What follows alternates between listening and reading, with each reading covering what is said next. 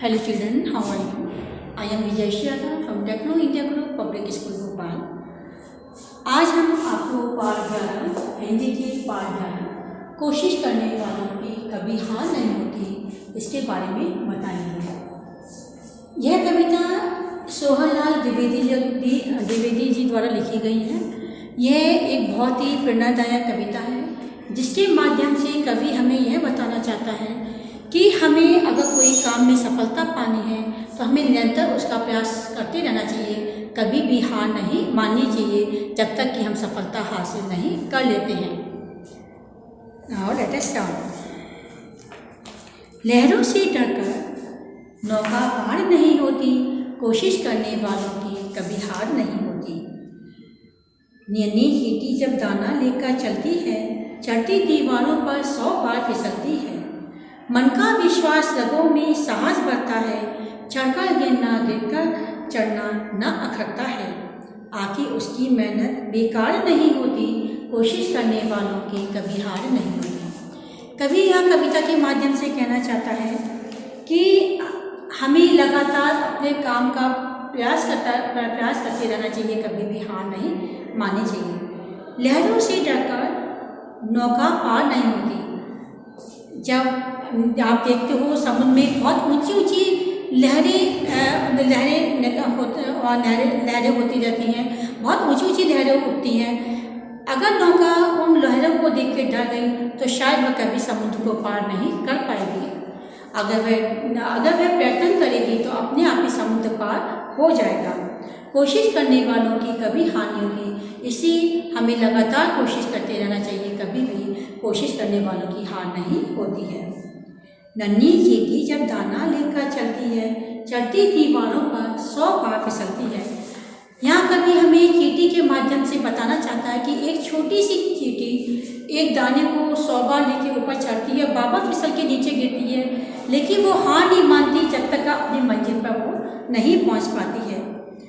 कवि कहता है कि कहते हैं कि लहर की नन्ही छोटी सी चींटी जब दाना लेकर दीवार पर चढ़ती है तो वह 100 बार गिरती है, लेकिन वह हार नहीं मानती। आत्मविश्वास के कारण उसकी मेहनत रंग लाती है और फिर वह दीवार पर चढ़ने में कामयाब हो जाती है। आखिर उसकी मेहनत बेकार नहीं होती, कोशिश करने वालों की कभी हार नहीं होती। तो कोशिश करने वाले जो कोशिश करते हैं उनकी कभी हार नहीं होती। जिस प्रकार चींटी लगातार कोशिश करती रहती है और अपनी मंजिल पर पहुंच जाती है, इसलिए हमें भी अपने काम के प्रति काम को लगन से करना चाहिए और जब तक हमें कोशिश करनी चाहिए जब तक कि हम उस काम में सफलता नहीं प्राप्त कर लेते। दुखिया सिंधु में गोताखोर लगाता है, जाकर खाली हाथ लौटकर आता है। ये हम जो मोती पहनते, जो भी मोती होते हैं, महंगे महंगे मोती होते हैं, तो उसके लिए एक गोताखोर को समुद्र में डुबकी लगानी पड़ती है, गोता लगाना पड़ता है, तब वह जाके एक मोती निकाल पाता है। तो उस मोती को पाने के लिए वो कितनी बार डुबकी लगाता है और कितनी बार ऐसा होता है उसे खाली हाथ ही लौटना पड़ता है, लेकिन हर बार उसके मन में एक नया उत्साह होता है, नई उमंग होता है और वह फिर से उसी समुद्र में जाके गोता लगाता है। उसे पूरा विश्वास है कि एक दिन अपनी मुट्ठी भर के आएगा। मिलता न सहज ही मोती गहरे पानी में, बढ़ता दूना इसी हैरानी में।